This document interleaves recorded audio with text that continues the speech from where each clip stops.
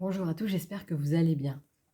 Aujourd'hui, une petite question sur le pourquoi il peut être si facile, si je puis dire, de tomber dans une relation toxique. Outre le fait qu'on puisse avoir bien sûr des blessures, que le ou la alors, la personne manipulatrice, elle va tout de suite, sentir les failles chez la personne, donc repérer à qui elle s'adresse. Bien évidemment, comme je le disais, c'est un manipulateur, donc il maîtrise parfaitement comment l'être humain fonctionne. Il sait parfaitement comment mettre ses pions pour avoir ce qu'il veut et amener, pas à pas les gens dans une certaine emprise, en passant par de la soumission et cetera et cetera. Donc il y a effectivement tout un process où moi j'appelle vraiment une les araignées une toile d'araignée justement qui se fait. On n'a pas forcément l'impression de le voir, mais en fait ça se fait et ça englobe le tout. Mais c'est important aussi de comprendre, l'environnement dans lequel on vit de manière globale. C'est-à-dire que, par exemple, oui, on va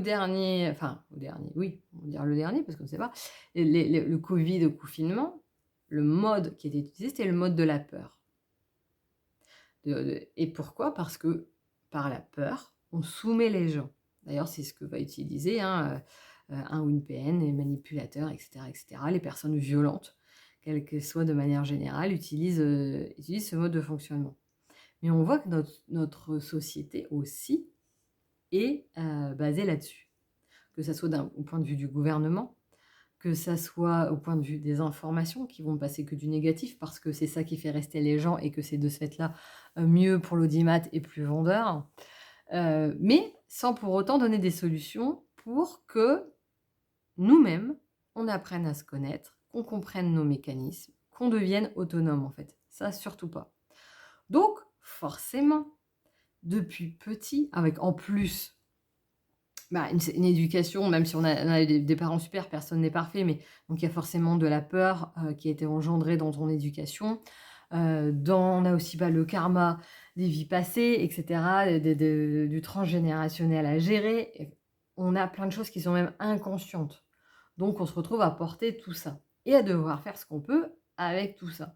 Et croyez-moi, l'ancienne obèse que je suis peut vous dire qu'avec 50 kilos de plus, on n'avance pas de la même manière. Le corps n'est pas dans le même état. Donc au sens propre comme au sens figuré. Parce que quand on se retrouve à porter, c'est comme si on porte le poids de la planète sur soi et à un moment, non, on va apprendre à se délester de tout ça aussi. Et donc de comprendre tout ça, c'est pour vraiment revenir en disant: «Mais dans la reconstruction, oui, bien évidemment, c'est important de comprendre comment fonctionne l'emprise, quels sont les modes de fonctionnement qu'a utilisé, l'OLAPN ou le manipulateur de manière générale, comment la violence, a influencé tout ça et cetera et comprendre d'où on en est pour mettre en place certaines bases. Mais c'est aussi important de comprendre l'environnement global dans lequel on vit, pour ne pas se laisser porter, par ce flux qui parfois, dire: «Bon, non, en fait, là, j'arrête de regarder les informations parce qu'en fait, elles ne m'apportent rien de bon».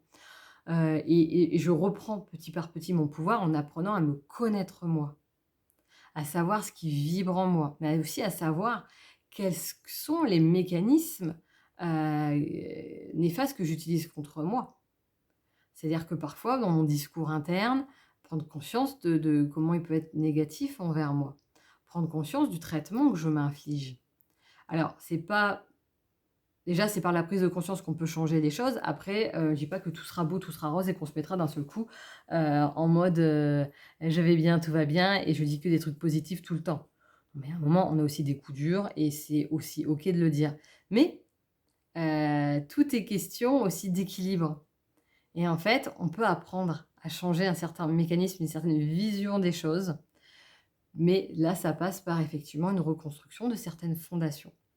Et ça se fait aussi, en étant accompagné pour pouvoir être aiguillé, mais sans qu'on nous dise quoi faire. Parce que le but, c'est pas de repartir vers une autre dépendance envers quelqu'un d'autre, mais c'est qu'on peut-être on t'explique certaines choses, que toi tu prennes ce qui vibre en toi, que tu expérimentes, que tu en tires tes propres conclusions et que tu puisses comme ça cheminer comme ça, mais à ton rythme, parce qu'il y a que toi qui peux savoir, en fonction de toi, ce par quoi tu dois passer, et ça dépend de chacun, de ce que tu es aussi capable et ça dépend aussi de chacun. Il y a des périodes, on a d'autres choses à gérer et on peut pas aller sur tout et puis il y a des choses, dans tous les cas, ça prend du temps et c'est y aller pas à pas. C'est le but un peu de ma newsletter, d'apprendre aux gens à y aller pas à pas, dans des petites actions et c'est grâce à ça, en fait, que, la reconstruction sur des vraies bases saines se fait.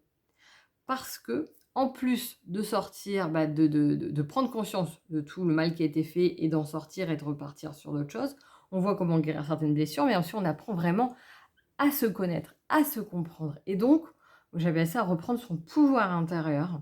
C'est-à-dire qu'on apprend à suivre son flux et à être en étant en lien avec les autres, parce qu'on fait tous partie, hein, de ce tout, mais de manière saine et avec ce côté, effectivement, je ne vaux pas plus que quelqu'un d'autre, je ne vaux pas moins que quelqu'un d'autre et bah, j'apporte du mieux que je peux. C'est-à-dire que plus je prends soin de moi, mais de la bonne manière, si je puis dire, donc c'est pas un côté très, de dire, bah, j'envoie bouler tout le monde ou quoi que ce soit, même si c'est important de poser des limites et d'apprendre à dire non pour soi, mais il y a là encore, il y a un équilibre en toute chose, mais c'est dire: «Mais en fait, quand moi, j'apprends à nourrir mes besoins, quand je connais quelles sont mes valeurs, que je peux les suivre, quand je suis plus douce avec moi-même, dans ma manière de penser, de me comporter avec moi, de quand je mets en place de nouvelles choses dans ma vie pour avoir des résultats différents, il faut mettre des choses différentes dans sa vie et que ces changements, bah, je sais que c'est long, je sais que ça prend du temps et en fait, je suis pleinement OK avec ça, je vais y aller pas à pas.